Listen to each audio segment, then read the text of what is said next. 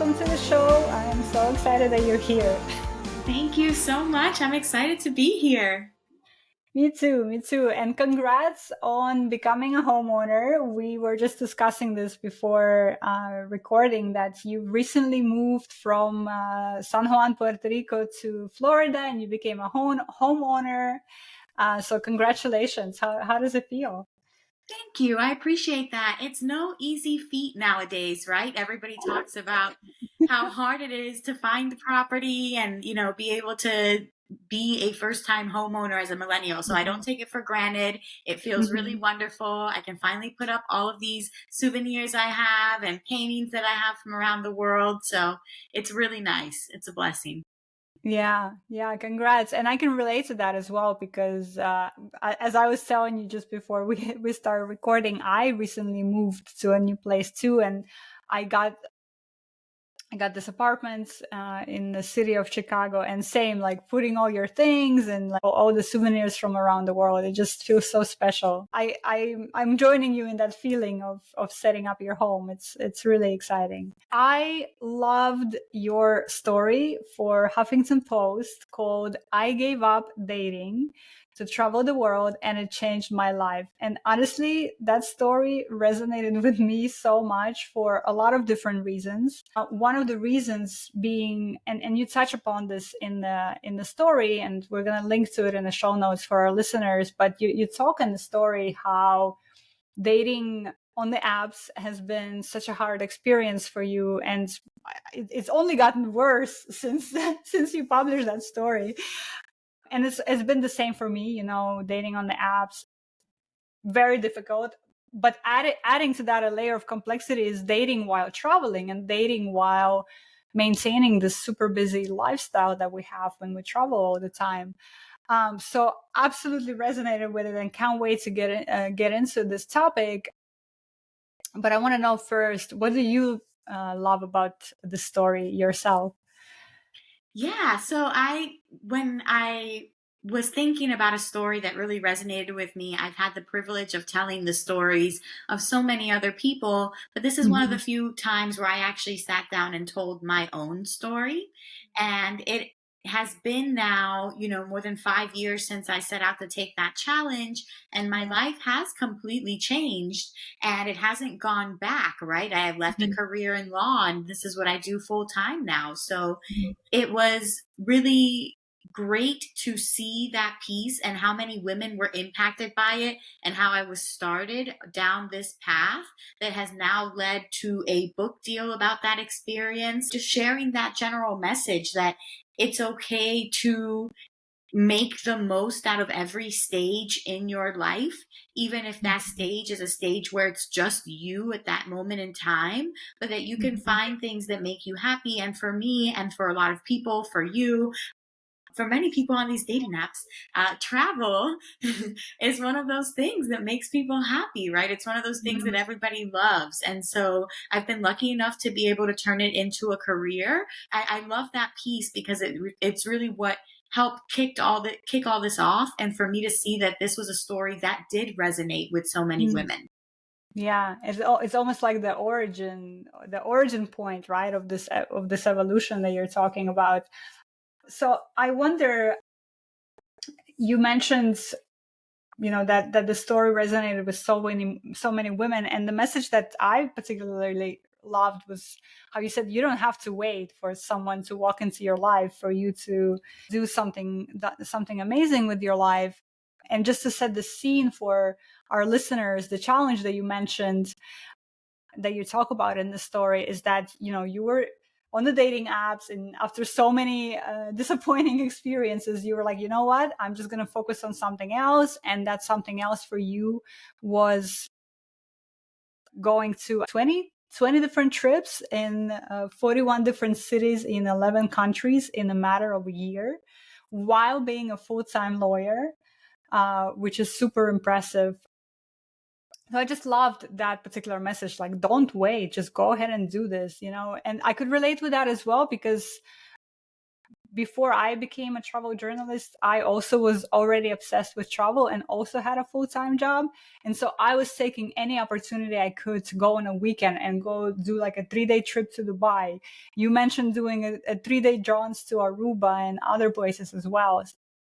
But tell us more about that, right? Because I think there is some misconceptions about what you need, how much time you need in order to travel. And it was just really impressive that you were able to do that for a year while maintaining a full-time schedule with your job. So what was like practically, how were you able to do that?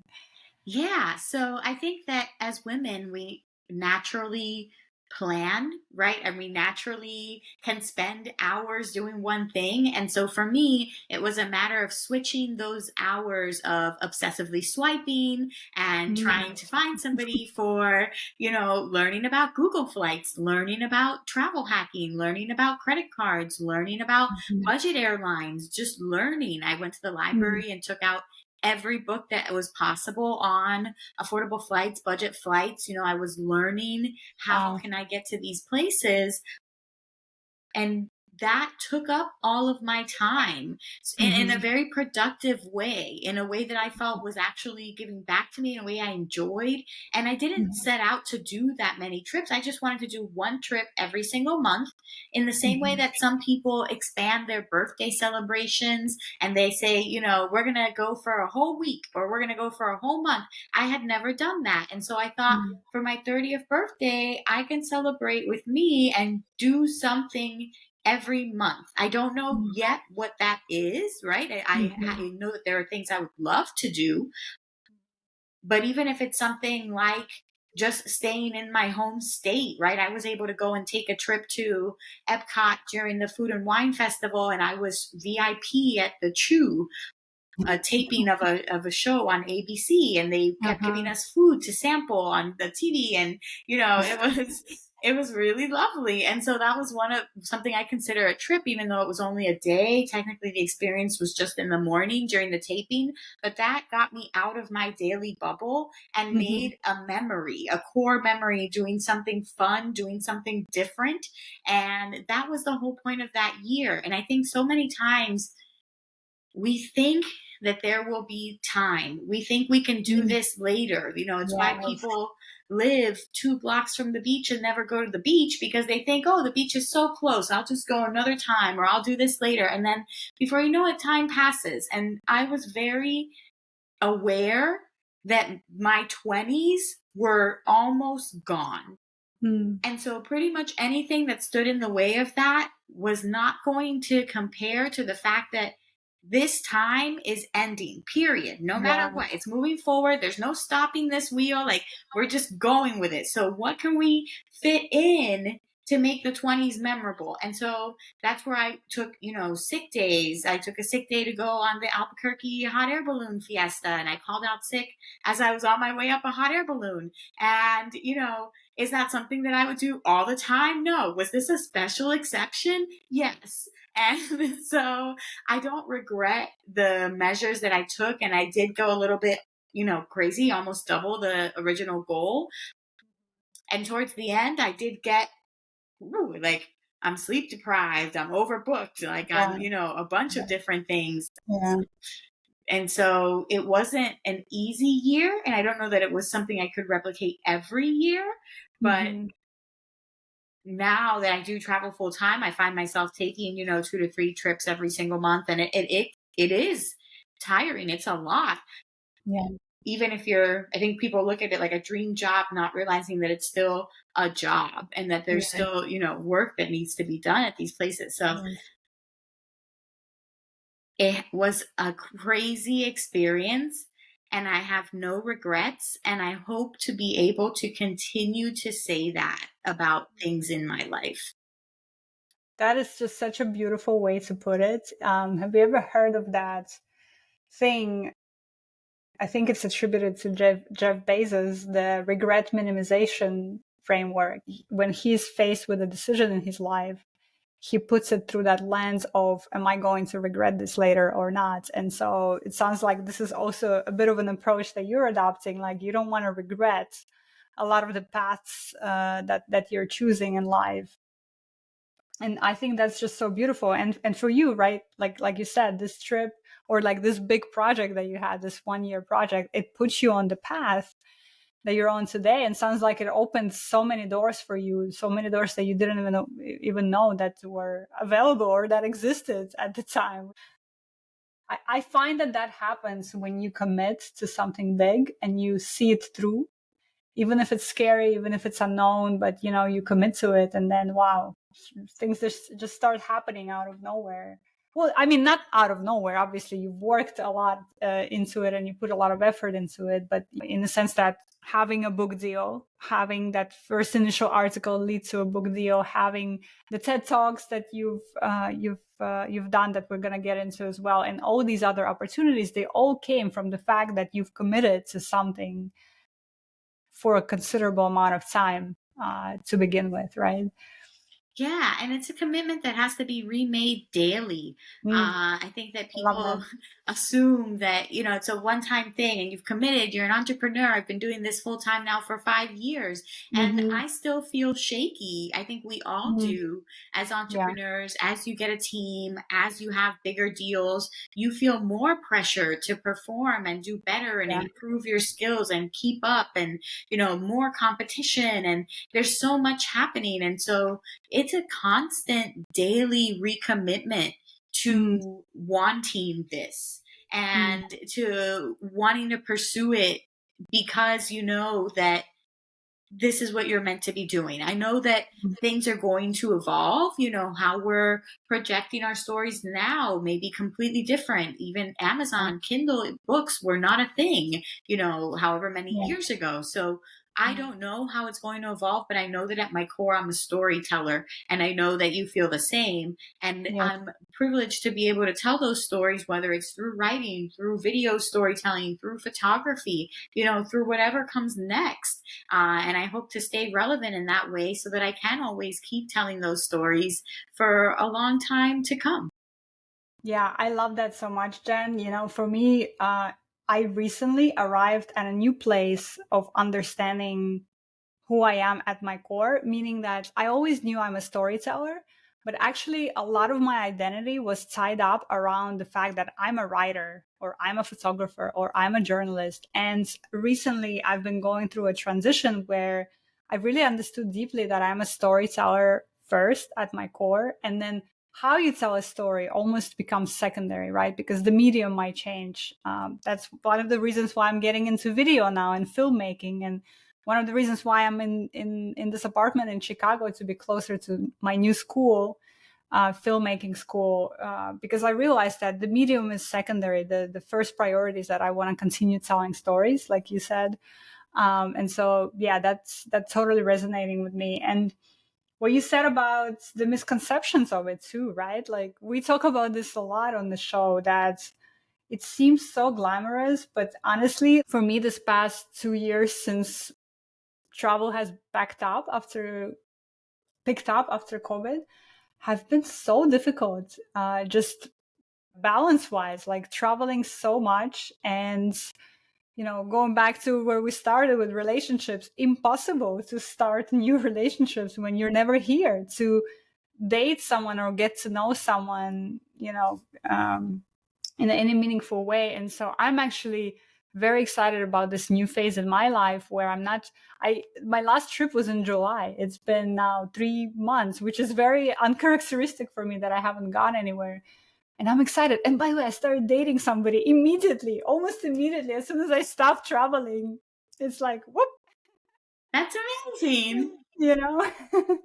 That's amazing. Exactly. Yeah, thank you. Thank you. I think there comes a point where everybody needs to slow down, pick a base. Even the most hardcore nomadic people I know don't really do it for more than 10 years or so, because it's not, and it's getting better, but it's not fit to our needs of stability, Yeah. routine, community, all the things Hmm. that make life really fulfilling.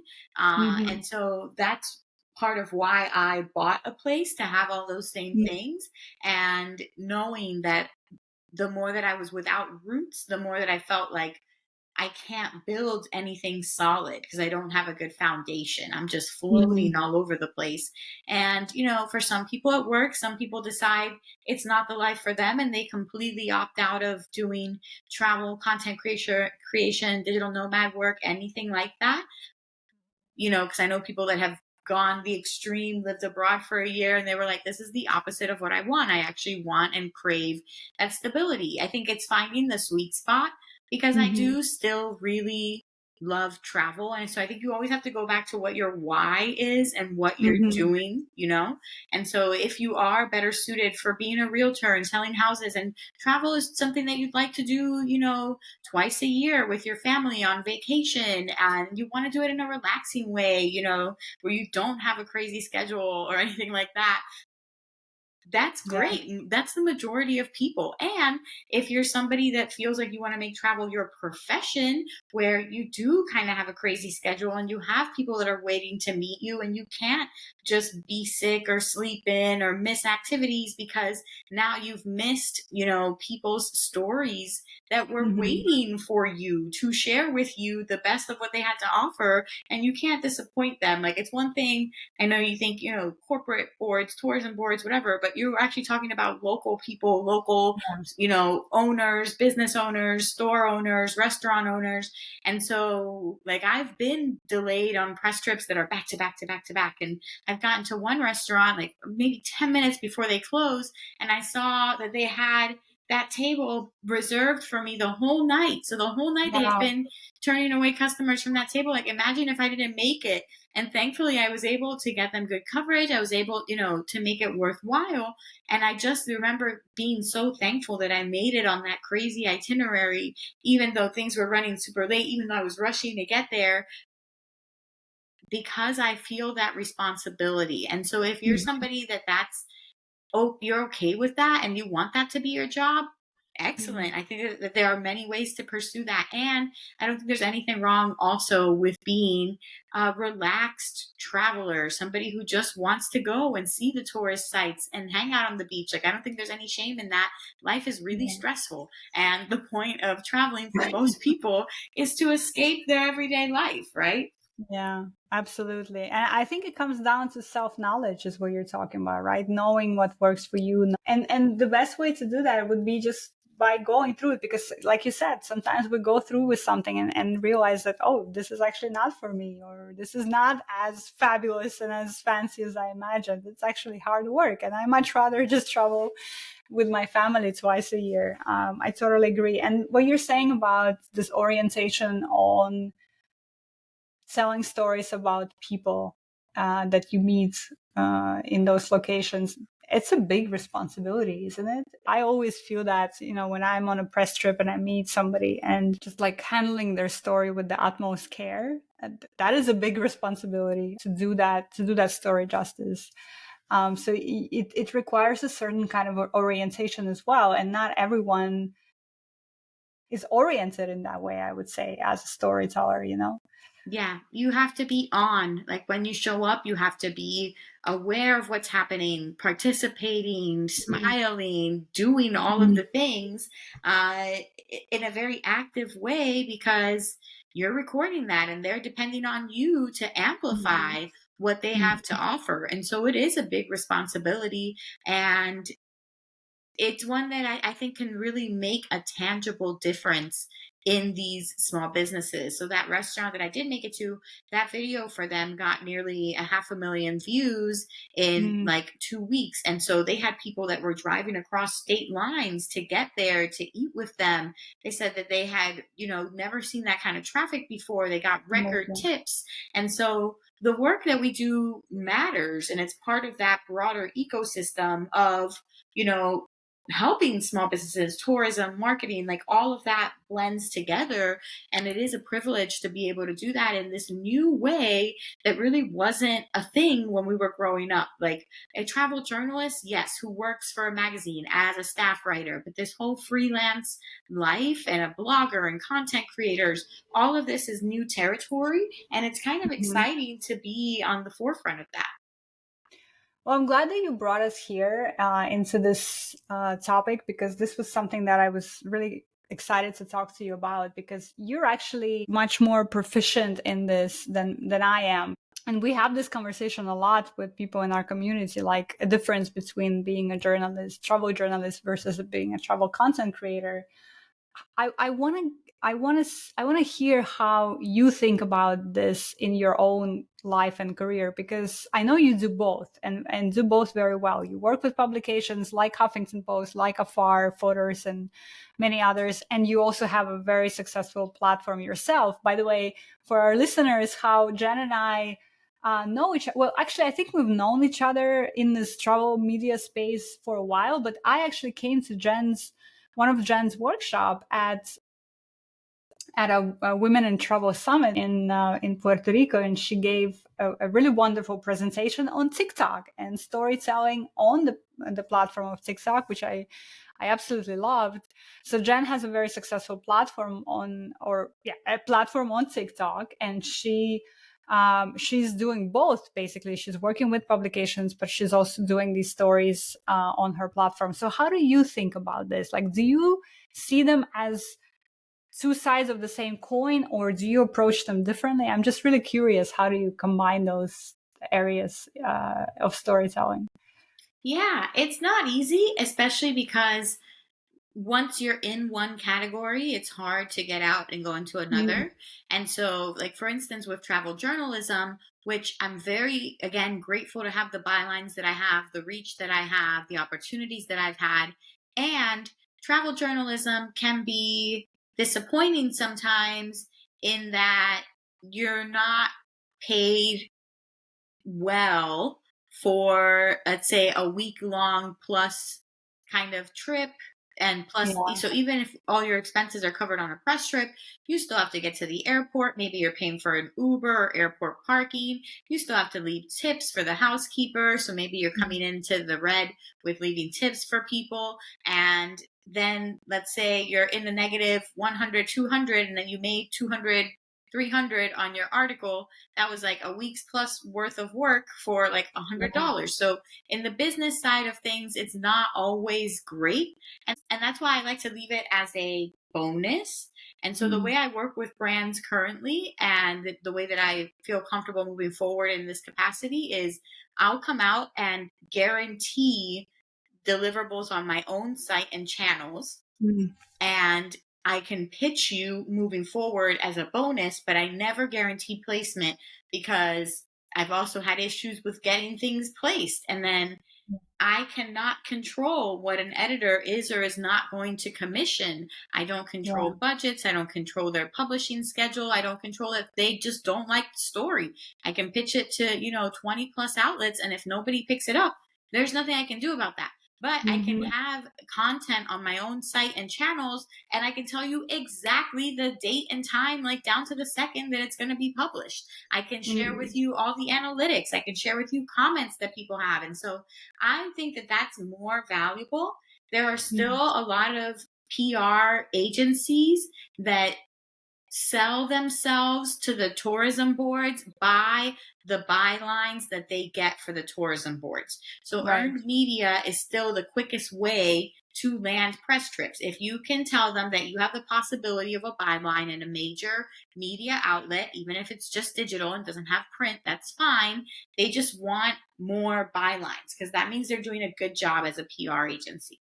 I'm at Mm-hmm. the point now where it gives me anxiety to do the work and not be able to guarantee placement, and to have the PR company following up with me and that being out of my hands, beyond pitching as many Yeah. times as I can. And then it also feels like it's a lot of work for not enough money. So I have switched my business model to now where if I see a story, like, and I feel like there's a place for it, excellent, I'll pitch it. I think that's Mm. great. But I don't want that to be out of expectation. I want it to be just out of joy to want to pitch these Mm. stories and tell those stories.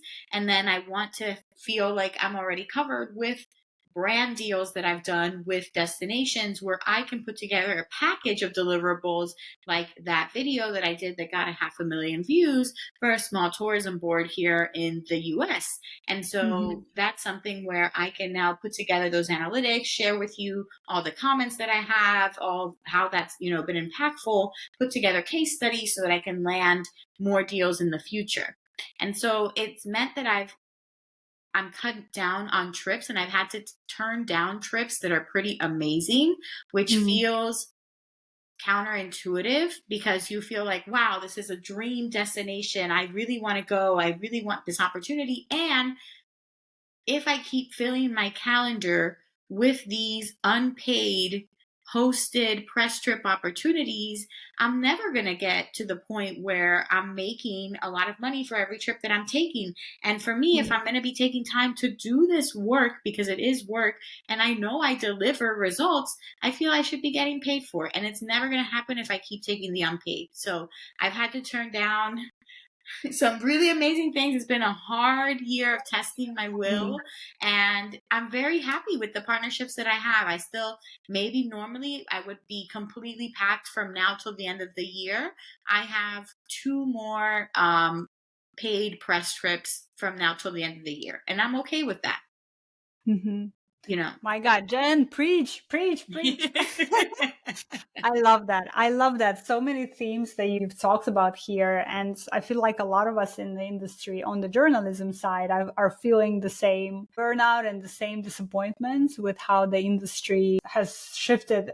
And it's not like it shifted just now. It's been like this for years now, but it seems like this year in particular has been harder than ever in terms of turnover at publications, in terms of the pay that keeps going lower and lower. And what I've been grappling with is exactly the word that you mentioned, which is not having any control over the publication. You can have the most amazing stories, and at the end of the day, them not finding any homes. And so, this idea of owning your own platform and being in control of what goes there and how it goes there and all of that, that is just brilliant. So, I'm so excited that you were able to make this work and you found that you made that transition. And by the way, for our listeners, Jen also teaches, I believe, right? You still teach fundamentals of how to get started on the platform on TikTok, and not only on TikTok. So definitely check out Jen's links. We're going to link to them in the show notes. And if you want to get started as a creator on a platform like TikTok, Jen is your person because she's brilliant at it and quite successful. It sounds like the way you're treating journalism and placing publications is a bonus and perhaps an opportunity that perhaps opens more doors, right? Let's say if you've been published in the New York Times or whatever, you still don't know where that might lead, right? It still might open new doors, new people might reach out to you, but you're not using this as your main sort of, okay, this is my main income every month, this is what I do, this is my bread and butter. Is that how you're approaching this? Yes, if I will always keep an eye out for calls for pitches. Anything 50 cents or higher a word, I think is worth my time to pitch to, Mm, since usually for about 1,000 words, we're talking 500 and up for that piece. right. Anything under that, probably not something that I would pitch to, probably.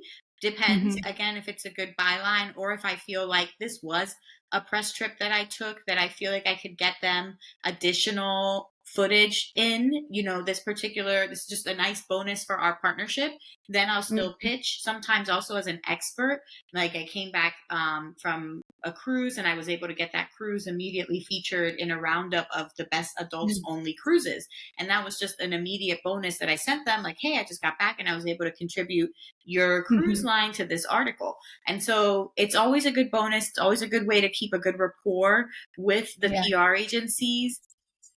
And yes, I do keep it in mind. And if it's worth my time payment wise, absolutely. For the guidebook work that I did recently, I was paid in the mid four figures, and that was not bad for a writing assignment. So if it's Mm-hmm. still worth my time financially, absolutely. But I've noticed that most income streams in this level of work will rise and fall, and Mm-hmm. so like right now everybody's having a heart attack because of Google updates and, you know, the loss of publishing income on blogs. And, you know, I've had issues where book royalties will rise and fall if something happens, or, you Mm. know, a bunch of different things. And so that's, I don't rely ever on any one thing as my income stream, because I know that it's so volatile. And that's why Mm. I think that there needs to be that recommitment daily to wanting to do this Love work, that. because Okay. yeah, because it's not for the weak. And to wake up every single day and know that you are responsible for generating your own income, and it's a lot of pressure. And while it's still a, you know, a blessing to be able to do what we do and to be able to go the places that we go and to have these experiences, it can be anxiety inducing for a lot of people who realize that it is hard to do adult things like buy a house. Like just getting financing for this house was difficult because Yeah. nobody knows what you do as a freelancer. And so, you know, it can Yeah. be hard to function in the world as a human. And so it can be a difficult ride. And because of that, you have to be just willing every single day to be like, why am I doing this? How far have I come already? I've Mhm. managed to pay my rent every single month for the last 17 years. Why am I all of a sudden worried because it's a mortgage that something will be different? You know, Yeah. because there's so much more at Mm. stake, it feels like. Yeah. And that's natural and it's going to happen. And really, I don't think that we have security in any sense of the word, in the way that people used to have it before, with pension plans and working somewhere for 30 plus years. Nobody really has that anymore. And so I don't think that it's a bad thing to diversify. And I think you can actually find more security knowing that if any one income stream dries up, that you have others. And I think as writers and as storytellers, that's a core skill set that can be sold in so many different ways. Even if it's Mm. just your brand, or if you're building somebody else's brand. For a while through the pandemic, how I got through was doing TikToks for a coding boot camp, because Oh, cool. they were up and coming. They wanted people to know about coding. Every person that signs up through that boot camp, you know, through the TikTok videos, gets them 15,000 for their coding tuition. And so if Mm. you think about it, that was several months of what they would pay me. And so Mm. it worked out well for them, like their Mhm. ROI. They're getting people that learn about it on a platform that other coding boot camps weren't on yet. And that Mm. was how I got through the pandemic, in terms of having that extra income every month when everything else dried up. And now Mhm. it still makes me nervous. I also had teaching English online when I initially Mm. quit practicing law, and that was my crutch. Where I would wake up every morning and I would teach English and I would take on as many classes as I wanted to. And I've intentionally let go of both of those crutches, thinking that the time that I'm spending doing that, I could spend building more of my own things. And it's very nerve wracking to see those go, because it's that kind of steady traditional thing. But every time that I made a TikTok for them, I thought that was a TikTok I didn't make for my own account. Mm. So simultaneously trying to grow both of our accounts has made it now so that my account isn't growing as fast as it could be if I was dedicating more time to it. People aren't really sure when they see my face what that means. Am I a coding Yeah. girl? Am I a travel girl? Like, who am I? So I'm Yeah. diluting my brand. And I've thought about that every time I've thought about taking on a staff writer position, right? Because almost every day you look and you're like, what would it be like to be a normal person? And then you're like, and then you're like, no, I would have to write like 5 articles a day for Mm. another person's website. There's always a never ending list. It does always feel like you're just trying to tread water and stay up to date with all the changes and the updates. But like you said, I think that when you commit to something, the path reveals itself. And Mhm. that was the way for me, you know, even quitting in the middle of the pandemic, and these things showed up, and they made the bridge for me to cross and get to the next step. And now I'm here, and I just have to have faith that the next step is coming, right? And it is a little bit terrifying to live like this, but it's also kind of fun. So that last point that you just made, that is terrifying but also fun, I honestly feel like it takes a special kind of crazy to Well, maybe let me rephrase that. I think what I've noticed is that the people who are thriving in this kind of environment have a really high tolerance for risk, because that's what it is. It's tolerance to risk, because we are exposed to a lot of risks when we don't have a paycheck coming in, when every single dollar that comes in depends on what we do every day. That is what we're talking about here, right? And so, like you said, it's that kind of crazy ride of, sometimes you get a really big contract and other times there's nothing for weeks and you're like, oh my God, what am I doing? What's my plan next? And so I do think, like for me, for example, there are some times when it can be a little bit scary, but most of the time I'm actually excited. I'm excited about the potential, and I'm excited about the fact that it's all on me. Actually, I'm excited about that fact that how high I can go, it only depends on me. I mean, with some caveats, of course, which is another whole other conversation, because also I also believe that we cannot do everything alone in isolation, but still we're kind of the master of our own fate by and large. And that's, not everyone can be excited by that. I think for a lot of people, like you said, stability and predictability and living a normal life is and it's hard. And this is where I kind of want to go now, which is that whole idea of having some of those normal things where our lifestyle is not that normal. So what I've realized for myself personally, and going back to the dating conversation that we started with, is that I realized that if I want to find a partner, like real partner, and I do, I'm going to be 40 in 4 weeks. If I want to find a partner, like, something needs to change, because I've met a lot of amazing people on all these amazing trips.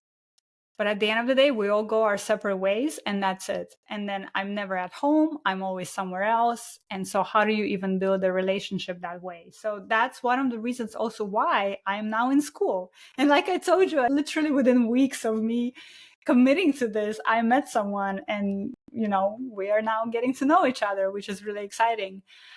So I wonder, how has your understanding of relationships and the way they fit into our lifestyle has evolved since you've written that article that we started with? Yeah, well, you're definitely never going to find a better dating pool than a school. Like, those are really the best. Well, we're not.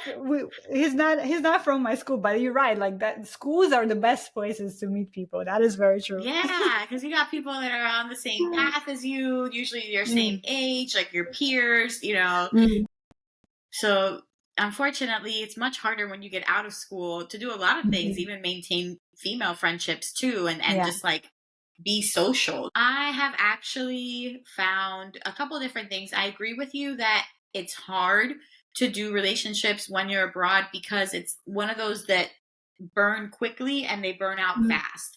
And so usually you'll start spending every single day together, you're going everywhere together, you have these like magical 2 weeks, and then, the spark burns out.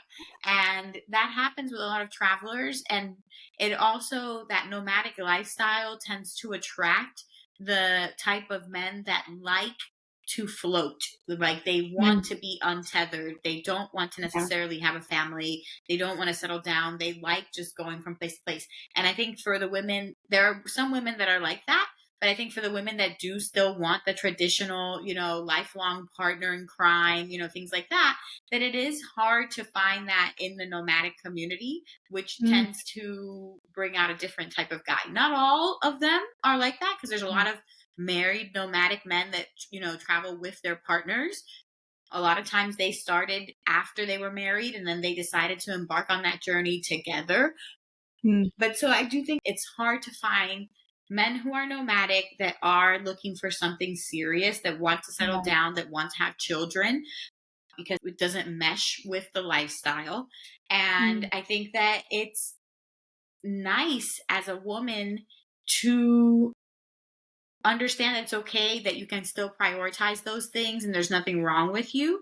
And so, especially as you get older, I think that you want the company of somebody to share these amazing experiences with. I love traveling solo. It's incredible. Yeah. And sometimes I have these really romantic dinners out by the water, or, a really beautiful spa suite. And I think how nice it would be if I had a plus one that I could share these beautiful experiences Mm. with, and or just call them and tell them about my day. Like, I think having a romantic companion to really share your life with, is something that is universal, that we can all Yeah. relate to. It doesn't matter what language you speak, doesn't matter how rich or how poor you are. It's something that we all crave. And so if you are looking for something more serious, I would say be careful with the fast burn relationships. At least Mm. try to pace men out. I do know women that are successfully doing long distance. And I think that that happens a little bit better when you don't give them everything at once, right? Like, somebody made the analogy of like being at an event and there being appetizers everywhere, and all the appetizers look so tasty and you want to have more than just one. Whereas if somebody were to drop like an entire chocolate cake in front of you, that you maybe would like the first bite or two, but then you'd be like, I'm kind of tired of this chocolate cake. And so and so when you're going to these like hard and fast relationships that, all of a sudden you're seeing each other every single day, it's chocolate cake for breakfast, lunch, and dinner, you're not leaving them wanting more. And so I think there are ways that you can grow that connection over time, because human connection grows over time. That's just Mhm. how it's done. That's how we grow to trust somebody. That's how we grow to, all of that. And so it's not going to Mhm. happen in a week. It's not going to happen in, a month and now you're married. I think there's a lot of movies that have those plot lines, but for the Right. most of us, it requires doing what you say you're going to do time and time again, until you build up a pattern of being this reliable person that's going to show up and is going to be present and is going to be in your life, right? And that goes for Yeah. both sides. And I think that the way to do that is by having some kind of agreement on where you're going to be, how you're going to spend the time together, if you Mhm. have certain times that you're going to be available or not available. And I think that that can all be worked out. But I do think that there's something to be said for having a partner. I think that it's great if you can find one that shares your interests and that you can explore the world with, when Mhm. you choose to, because you can always have the prerogative of taking your own solo travels, and hopefully the right partner understands that as well. And you feel free to Mhm. each do your own thing if you need to. But yeah, I do think that there's something to be said for companionship, and I don't think online dating is terrible. I just think it's a lot of work. And Yeah. but I think it can be fruitful, but you have to be willing to put in the work to sift through, go meet people, put your best foot forward. Like, you can't look at it just as a side hobby game thing that where you're Yeah. just in it to see who's cute and who's not and who you match with. If you really go in there with intention, I think that you can get a lot out of it. I agree. And you know what changed the game for me in online dating is when I started paying for apps. Yeah. When I started paying, and like you said, I started treating it as a project rather than just let me just aimlessly swipe. I think it's like anything. If you put intention and focus and effort behind something, then something is going to bring fruition to fruition. And with that, actually, speaking of fruition, you are very accomplished in the past 5 or 6 years that you've been on this career path. You've done so many things, right? We discussed your work on TikTok and social media platforms. We talked about how you work with publications and see it really as a bonus to the storytelling that you do. You've also written several books, successful books, and you've also given 3 TED Talks. We're going to link to them in the show notes so our listeners can check them out. You've done a TED Talk on the power of flying solo. You've done a TED Talk on friendships and a few other things. So I'm curious, how do you do it all? How have you been able to do so much in a short amount of time? And what drives you to accomplish these things? Because I think a lot of people have various aspirations, but they also have a lot of imposter syndrome. And they're also like, do I really have what it takes? So I'm curious, like, your process of getting there and writing those books and doing those TED Talks. Tell us how it went for you. Yeah, I have imposter syndrome all the time. Mm. And so I don't I don't think that ever goes anywhere. I I never met anyone who doesn't have imposter syndrome. I love it. I love it. Yeah, it's a really pesky thing, and it Mm. sticks with you, and these voices in your head that tell you you can't. And so for me, it's really all about, do I want to at least try, or do I want to sit here Mm. and be like, oh, that was a good idea, but I never acted on it? So, Yeah. like with self publishing my first book, I had a lot of voices in my head. Is this legitimate? Do you need to have a book deal to publish? Are you Mm. going to be able to do well? Are you going to actually be able to make money from this? Are people going to take you seriously? Is the book going to, like every possible voice you can imagine? And I was just Mm. like, let me just try it. What do I have to lose? Like worst case, it bombs, and then I learn something about it. I can always try a different book. I could try to relaunch it. I could try to learn more, but I can't Mm. do anything if I'm just sitting here thinking, maybe one day we'll Yeah. see. I don't know. Like, Mm. I need actual data to work with. And so I I launched the love it. first book. It did really well. It was a bestseller in 8 categories on Amazon, Yeah. and it won a book award, my very first book. And so I remember thinking, like, okay, this is encouraging. And I knew that there was a statistic that said that like 80% of six-figure authors have 20 books or more. And so I was like, Mm. no problem. I just have to do this again 19 more times on it. Like, I love your attitude, Jen. I think your attitude explains a lot of what we're seeing here because that is such a positive and such a like, here's the objective, no problem, let's do it. That's such an amazing way to approach it. yeah. And so with so many different things, that was my approach. Like, what is it that my Mm. goal is? With reaching Mediavine, I got in back when they had a 20,000 or 25,000 subscriber, which now is 50,000, but views per month to your website to be able to qualify for Mhm. this publisher network. And so I did another mini challenge where I wrote one blog post every single day in the month of January of 2019, and I quit my job in 2018 because I knew I wanted to monetize my website. And so that helped get me over the threshold of the views that I needed to be able to Mm. qualify. So I set these like mini achievable goals, like with getting the book deal. At first it was like, okay, I just need to find an agent. I need to find an agent that's going to like my idea. So where do I go from here? Like, first I need to do a query letter. Then I have to go find, where do agents hang out? Like, and instead of going onto inboxes one by one, which can be very demoralizing if you don't get responses or people turn you down, I went to the Writers Digest conference, which was held Mm. virtually for the first time that year in 2020 because of the pandemic.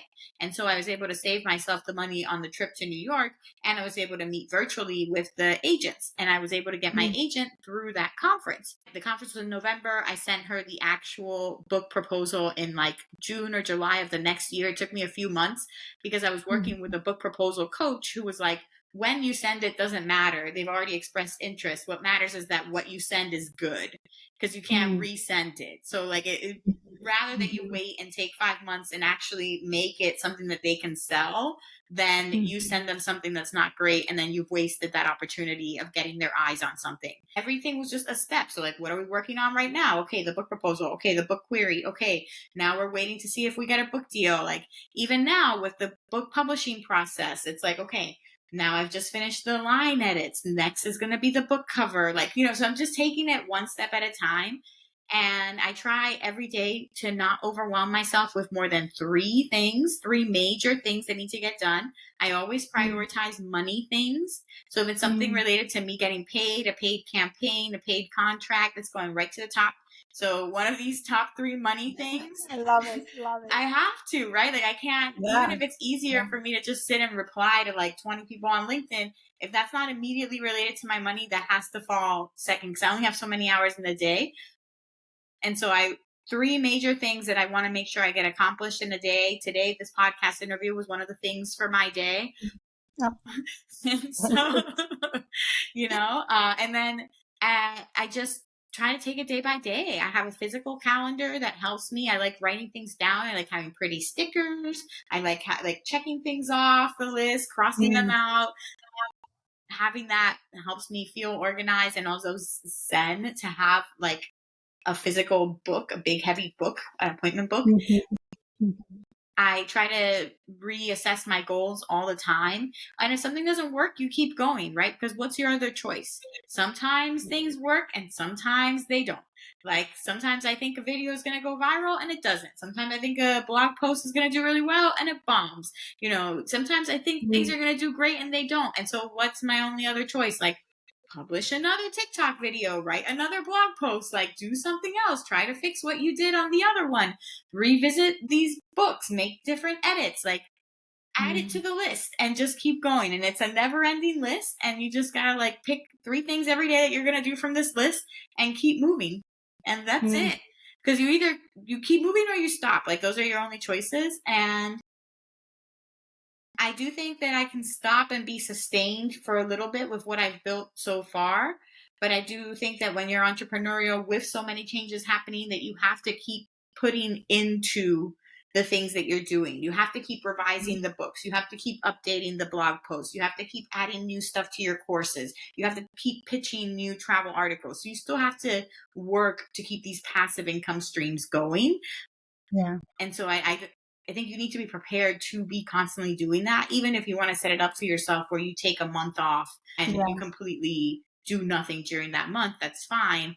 But this is the kind of work where you're in it, unless you're outsourcing everything. Like, let's say you have a really big website and you want to outsource everything, you just want to collect.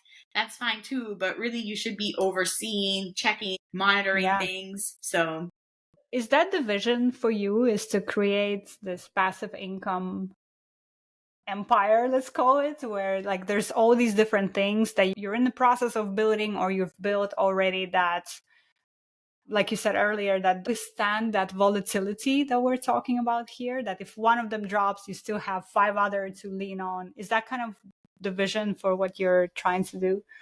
yes, that would be wonderful. And I've started it already with the existing book royalties that I have. And hopefully this, upcoming memoir will mean that book royalties can always be something really solid in and of themselves. Maybe other things related to the books, like book merchandise or just anything else related to that, can be its own thing. My website, yes, I have a lot of work I've been wanting to do on the website since 2020, when website traffic completely crashed and I redirected my Mm. focus towards social media. And so, like, even just embedding the TikTok videos that I have that have performed really well on a subject on a blog post that I have about the same subject, like I have a video about the 7 types of butterbeer at the Wizarding World of Harry Potter that did really well. A blog post on that with the TikTok embedded in it. Great. Like now we have double the search whammy and double the Yeah. traffic. And so I really should be doing that for all of my top videos and vice versa. Like always making sure that that's all embedded and covered in all these different mediums. So that's why I said my to-do list is never ending. And I just pick Mm. 3 items from the to-do list, because otherwise I'll feel super overwhelmed all the time and really behind Yeah. all the time. And so the blog is a big one for me that I would like to keep working on, always passively on the go, because it's my own. I own it. My Mhm. email list is something else that I've grown a lot. And I send out an email to my list every week, and I've monetized that as well through sponsorship. So that's something that I want to keep going and keep growing. Mhm. Yeah. So there's a bunch of different things. And I just take it one day at a time, and I try to fit in a lot of like a physical workout of some sort to turn off my mind and to be able to just be in my body. Because first, it's easy Yeah. to be super hunchback, like 12 hours over a laptop with no back support, just like, ooh. Like, it's really hard for your posture and Mm. your ladylike stance. So I like to actually start my day with some kind of workout, Mhm. and I like to vary it so that every day I have something different to look forward to. So maybe today it's Pilates, maybe tomorrow it's Zumba, maybe the day after that it's weightlifting or interval training.